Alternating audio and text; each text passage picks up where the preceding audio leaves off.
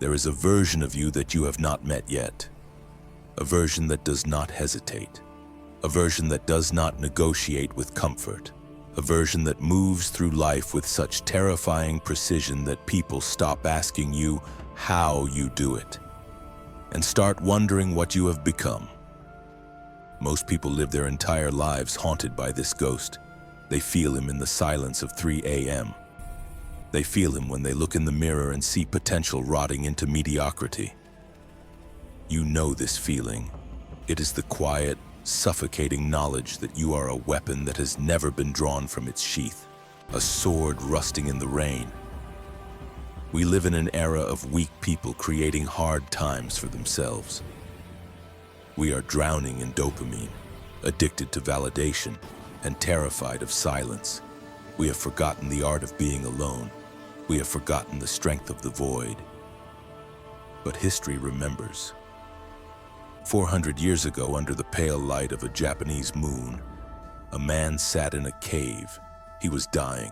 He had fought over 60 duels to the death and never lost. He had slaughtered entire schools of swordsmanship single-handedly. He was not a demon. He was not a god. He was a human being who had hacked away every piece of himself that was weak, until only the steel remained. His name was Miyamoto Musashi, and in his final days he did not write about how to swing a sword. He wrote about how to conquer the mind. He wrote the Dokkōdō, the way of walking alone. Today we are going to walk that path. We are going to take the blade of Musashi's philosophy and apply it to the rotting flesh of your modern distractions. But be warned, this is not a motivational video. Motivation is for children who need a cheerleading squad to do their chores. This is a reconstruction of your soul. If you are here to be entertained, click away. Go back to the noise. But if you are ready to kill the version of you that keeps failing, if you are ready to strengthen your will and cut through the noise, subscribe to this channel right now. Open the comments below and write, "I am ready." This is your first step into the void. Let us begin.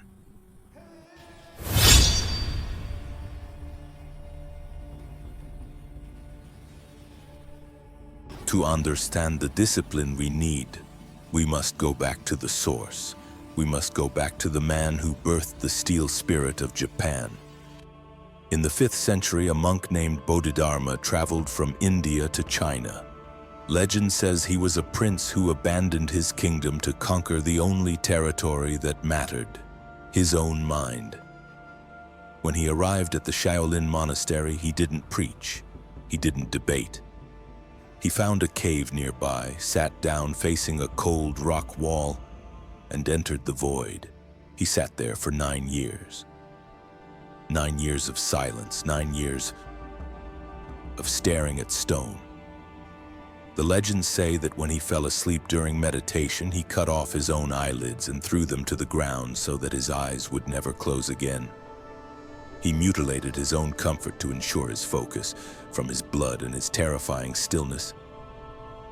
The philosophy of Zen was born. Centuries later, in the year 1244, a master named Dogen Zenji took this brutal discipline to the frozen mountains of Japan and built the Eiheiji Temple, the Temple of Eternal Peace. But peace in Zen does not mean relaxation. It means the total absence of hesitation. Dogen taught his monks a concept that terrifies the modern mind. He called it Gyoji, continuous practice. The monks of Eiheiji lived in a time of blood. The Sengoku Jidai, the age of warring states, was approaching. Japan was burning. Warlords were slaughtering villages. Earthquakes shattered the land. Famines killed millions. But inside the temple, something impossible was happening. While the world outside descended into chaos, the routine inside never changed by a single second. Dogen established a protocol of chaos. He knew that when disaster strikes, the human brain panics. It freezes, it seeks safety. So the monks pre-decided their reality. They wrote the code of their behavior before the crisis ever happened. They had a rule. The event does not dictate the action. The protocol dictates the action. If the temple caught fire, there was no panic. They knew exactly which bucket to grab, which line to form, and if the fire could not be stopped, they knew exactly where to sit in the courtyard to continue their meditation while the wood burned behind them. If samurai warlords invaded the region, they did not flee. They simply moved the practice from the main hall to the inner chambers. If there was no food, they practiced the ritual of the empty bowl. They went through the motions of eating with empty bowls to maintain the discipline of gratitude, even while starving. They created an if-then algorithm for the soul. If the earth shakes, then we sit on the ground. If snow blocks the doors, then we walk in the halls. If death is imminent, then we die sitting in the lotus position. They removed choice from the equation, because weakness hides in choice. I'm tired lives in choice. Maybe tomorrow begins in choice by killing the choice sun. They became immortal. The temple of Eiheiji still stands today, 800 years later. The bell still rings at 3:30 a.m. Fires, wars, nuclear bombs, the modern world. Nothing stopped the rhythm. Musashi was not a monk, but he was a student of this darkness. He understood that to win a duel to the death, you must have the mind of the Eiheiji monk. You must have a plan for the chaos, but in 2025, you have no plan. You have feelings, and your feelings are slaughtering your future.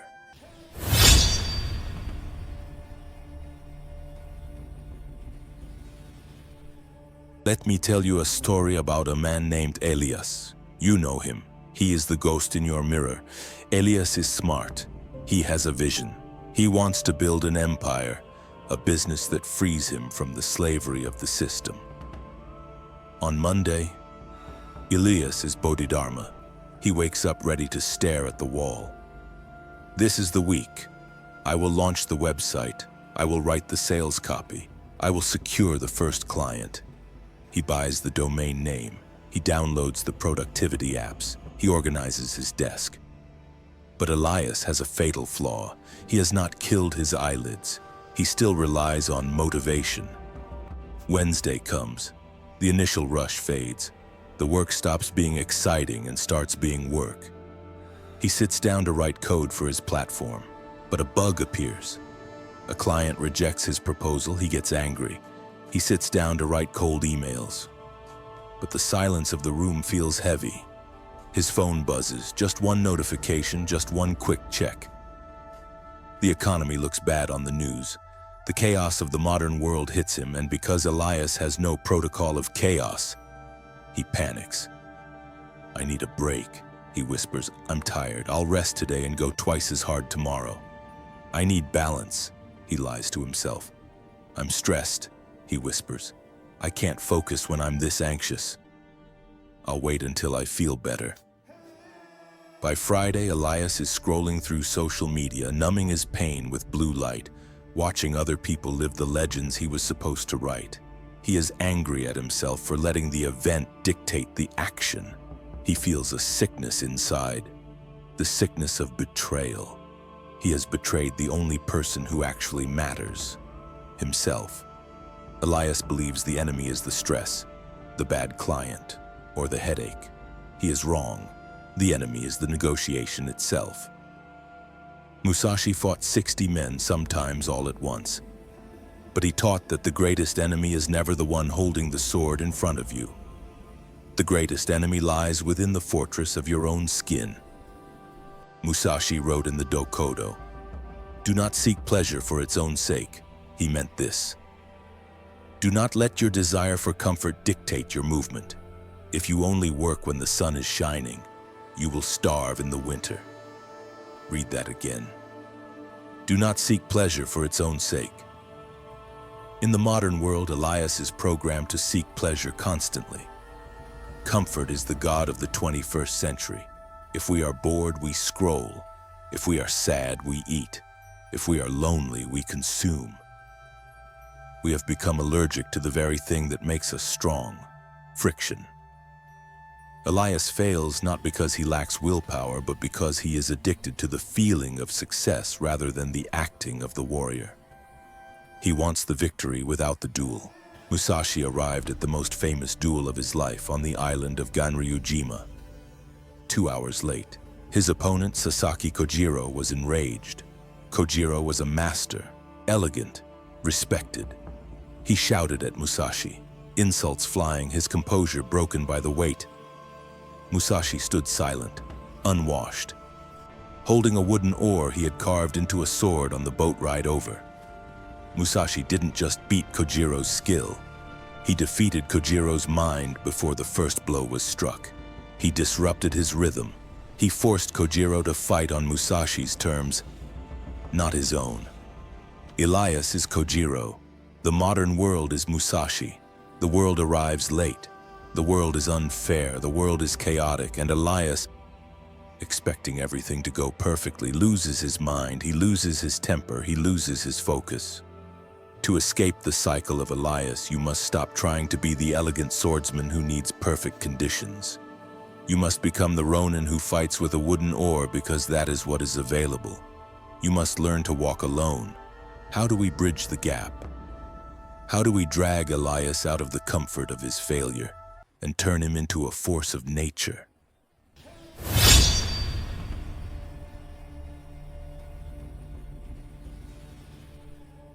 Musashi founded a style of swordsmanship called Niten Ichi Ryu, 2 heavens as one.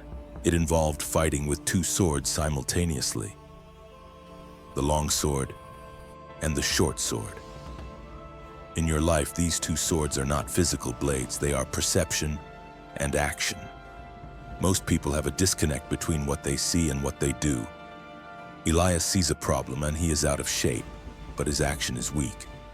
He researches gyms but doesn't go. Musashi taught that perception and action must be one. To see the strike is to block the strike. To decide is to act. There is no gap. Musashi founded the Niten Ichi Ryu style. In his masterpiece, The Book of 5 Rings, he defined the core law. In the strategy of my school, keep your mind and technique the same. Do not polish your technique and leave your spirit unpolished. Here is the truth. You are tired because you are undecided. Fatigue is the weight of carrying 1,000 maybe options in your head. Maybe I'll start tomorrow. Maybe I should change my business model. Maybe I'm not good enough. This internal debate burns more energy than running a marathon. The way of walking alone requires you to kill the maybe. The monks of Eiheiji are never tired of deciding, because they decided 800 years ago. You must create your own algorithm of will. Musashi's first rule of the Dokkōdō: accept everything just the way it is. This sounds passive, but it is not. It is the most aggressive stance you can take. It means you stop arguing with reality. You have no money. Accept it. Stop wishing you weren't. Accept it so you can change it. You are tired? Accept it. The cold water doesn't care about your feelings. You are lonely? Accept it. Solitude is the forge of the spirit. When you accept reality completely, you stop wasting energy on complaining. You stop wasting energy on wishing things were fair. You reclaim 100% of your mental bandwidth for the only thing that matters: the cut. The action. Imagine you are standing in a burning room. You don't sit there debating if the fire is fair. You don't negotiate with the heat. You move. You act. Discipline is not forcing yourself to do something you hate. Discipline is entering a state of mind where not doing it is impossible, because you have accepted the reality of who you must become. Pause this video. Look into your soul. What is the chaos you are using as an excuse today? My head hurts. I'm sad. It's raining. If you are brave enough, expose your excuse in the comments. Kill the excuse by naming it. Once you have accepted reality, you encounter the next demon, the demon of validation. Musashi lived as a vagabond. He didn't care for luxury. He didn't care for fame. Rule 3 of the Dokkōdō. Do not, under any circumstances, depend on a partial feeling. And Rule 15. Do not act following customary beliefs. In 2025, customary beliefs dictate that you need to be constantly connected, that you need to answer every text immediately, that you need to be liked. Elias posts his workout on Instagram before he has even broken a sweat.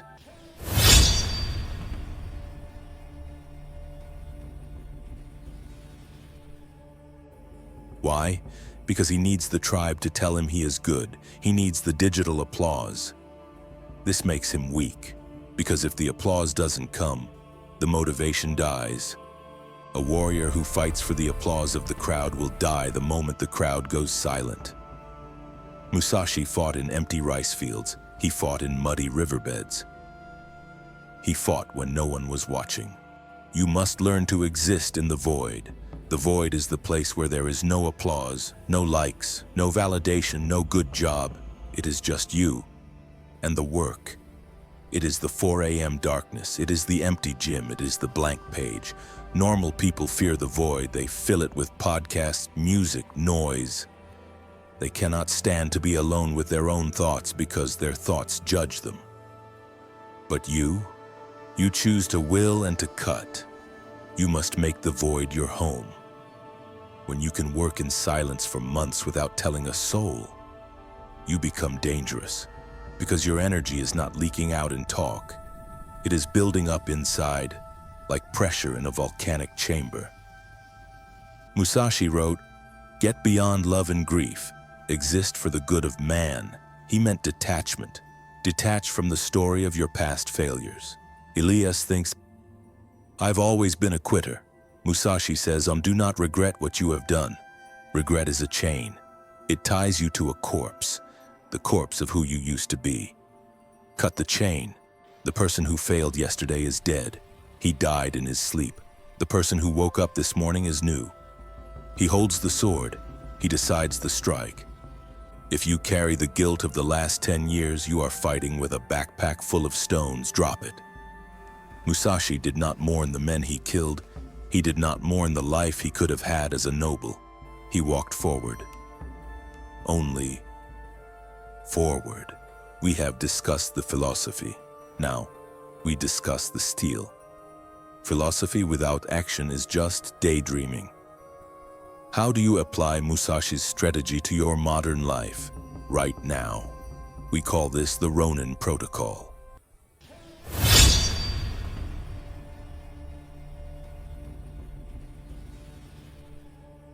Phase 1.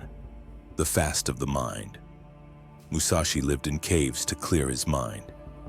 You don't have a cave, but you have a room. For the next 7 days, you will practice digital Bushido. You will sever the connection to the collective mind. No scrolling before noon. None. No phone in the bedroom. The bedroom is for rest and war, not for scrolling. You need to starve your brain of cheap dopamine so it becomes hungry for hard work. When a man is starving, he does not complain that the bread is stale. When a mind is dopamine starved, it does not complain that the work is boring. It devours it. Phase 2. The stance of no mind. Mushin. Musashi taught Mushin, no mind, moving without thinking. You hesitate because you give yourself time to negotiate. From this moment on, enforce the 3-second rule. When the alarm rings, 3, 2, 1, move. When you see the cold shower, 3, 2, 1, move, 2, 1, enter. When you need to send that email, 3, 2, 1, type.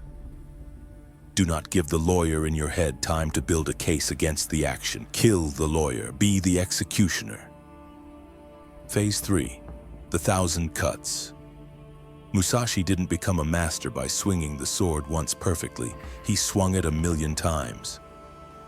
Stop looking for the perfect routine. It doesn't exist. A dull blade that strikes every day cuts deeper than a sharp blade that stays in the sheath. Commit to one keystone habit. One thing you do every single day, no matter what. If you are sick, you do it. If you are sad, you do it. If your house is on fire, you do it in the ashes. This is not about the habit. It is about proving to yourself that your word is law. When you live this way, something terrifying happens. You break the bond with the people around you.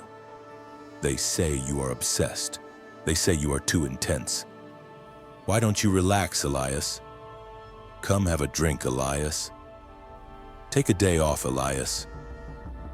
They want you to put down the sword because your discipline highlights their cowardice. Your focus reminds them of their distraction. Musashi wrote, "You may abandon your own body, but you must preserve your honor. Your honor is your commitment to your potential. Do not abandon it for the comfort of the herd." Let's go back to Elias. He didn't just decide to change. He had to bleed for it. He needed a system that was stronger than his emotions. Elias chose his battlefield. He made a simple, non-negotiable vow.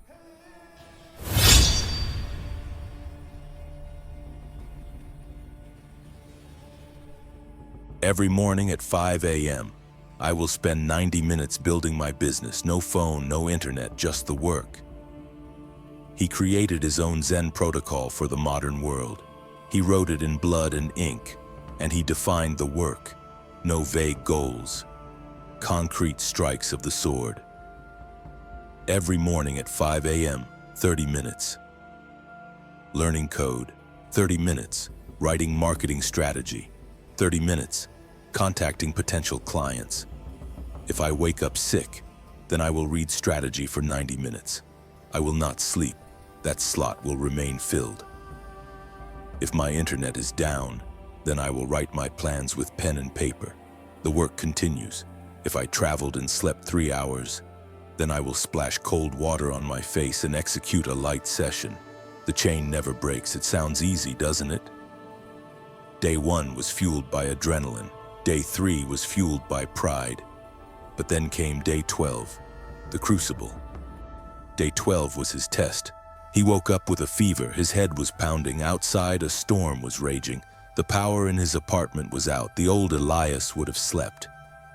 "You were sick. You need rest. Just 1 hour more. You've been doing so well. You deserve a break." This was the moment of death. This was where the old Elias usually surrendered. But the new Elias had learned the lesson of the Zen monks.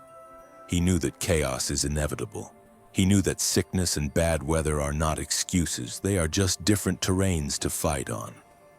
Elias had written a protocol of chaos, a pre-planned response for when things go wrong. The new Elias, the disciple of Musashi, smiled in the dark. "Here is the fire," he thought. "This is where I burn the weakness." He didn't wait to feel ready. He threw the covers off. He put his feet on the cold floor. With his head pounding, eyes burning, he sat at his desk. He lit a candle. He couldn't write code without power, so he opened his notebook and designed the architecture of his future company by candlelight for 90 minutes. He didn't produce his best work that day, but he produced his best self. He didn't break the chain. He kept his word. Then came the external war. His friends noticed the change. At first they joked, then they got annoyed. At a Friday night gathering, they ordered drinks. Elias ordered water because he had to be sharp for the 5 a.m. session. Come on, Elias," they laughed. "Don't be boring. 1 drink won't kill your dreams. You're obsessed, man. It's not healthy to work this much. You need to relax. Be normal." They tried to pull him back into the bucket, not because they hated him, but because his discipline made them feel their own lack of purpose. His silence was a mirror reflecting their mediocrity. Elias wanted to explain. He wanted to say, "I'm doing this for my future." He wanted to seek their approval. But he remembered Musashi's words. "Do not let yourself be guided by the feeling of lust or love." And resentment and complaint are appropriate neither for oneself nor others. He stayed silent. He smiled. He walked alone. He let them think he was crazy, because he knew that a lion does not explain himself to sheep. He gave no explanation. He did not argue. He simply said, "I have a path to walk." And he walked alone on that path. The story of Elias does not end with him becoming a billionaire overnight. Real life is not a movie montage, but 6 months later. Elias launched his business. It wasn't perfect, but it was real. More importantly, the man who built the business was not the same man who started it. One morning, the alarm rings at 5 a.m. The old Elias, the one who needed motivation, the one who checked his phone, the one who begged for comfort, that man is dead. He was slaughtered in the silence of the Disciplin.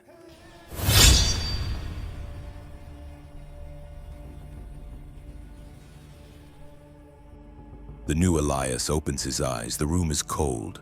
The world is dark. The void is waiting. He does not feel excited. He does not feel motivated. He feels ready. He rises. He steps onto the floor. He begins the work. He walks alone. But he is not lonely. He walks with the Zen masters, with Bodhidharma. He walks with Dogen. He walks with Musashi. He has joined the silent army of history. He walks with the few who have the will to endure and the courage to cut. You have watched this video. You have heard the call. Now, you have a choice. You can close this tab, open another video, and numb your brain back into the coma of the average person. You can let the ghost of your potential haunt you until you die. Or then you can pick up the sword. You can decide right now that the negotiation is over. You can decide that from this second until your last breath, you will be the master of your own mind. The path is narrow, the way is steep, and you must walk it alone. But the view from the top, it is worth every drop of blood. Become the monk of your own life. Set the protocol, kill the choice, walk the path. If you are still here, you are the resistance. Do not just leave a like, leave a mark. Subscribe to Will and Cut. And in the comments, write your final declaration. Not what you hope to do, what you are. Write, "I walk alone."